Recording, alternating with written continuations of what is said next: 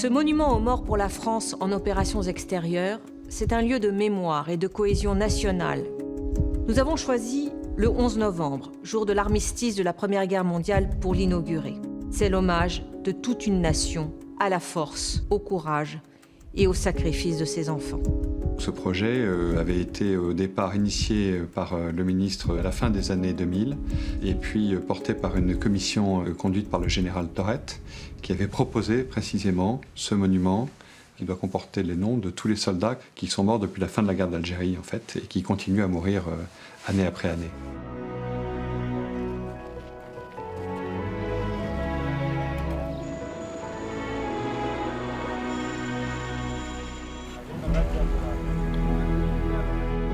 C'est Mariam, moi France.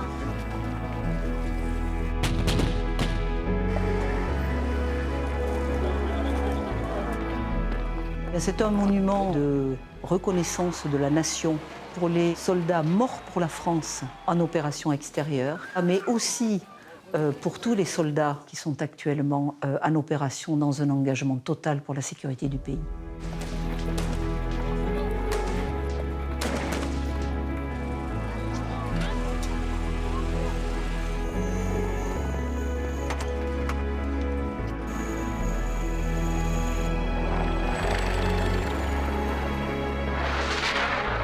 Ça n'est pas un monument qui vient honorer les morts d'une guerre terminée. Il commémore des combats qui continuent et des combats qui sont menés aujourd'hui.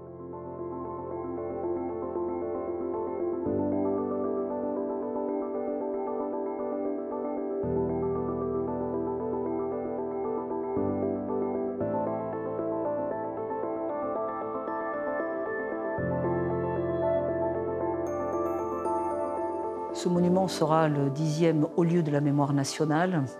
Cela signifie véritablement cette forte reconnaissance de la nation. Nous attendons vraiment que le public le visite et en comprenne le sens.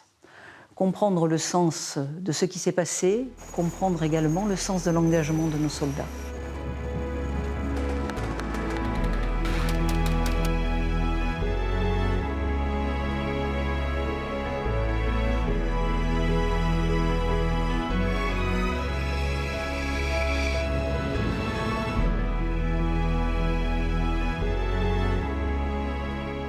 C'est un monument qui vient rappeler à tous nos concitoyens que leurs soldats, citoyens comme eux, aujourd'hui, jour après jour, combattent pour défendre les valeurs de notre République.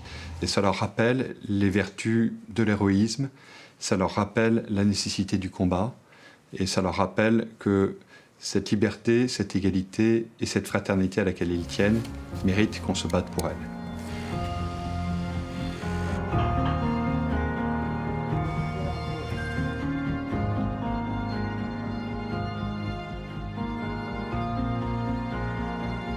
Il y a 6 soldats de nos 3 armées, 2 par armée, une femme et 5 hommes, qui portent un cercueil invisible.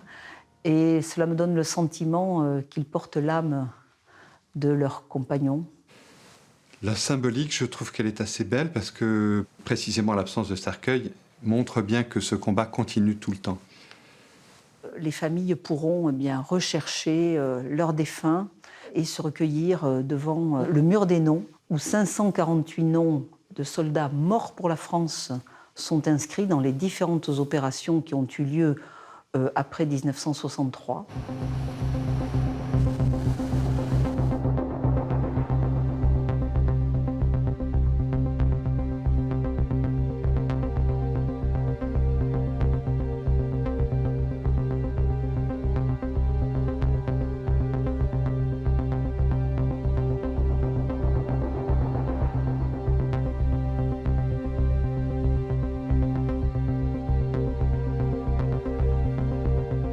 J'ai ce devoir de mémoire en permanence au fond de moi, à la fois parce que j'ai perdu des hommes au combat, parce que à côté de moi ils sont tombés, et parce qu'aujourd'hui je commande des hommes que je peux envoyer à la mort.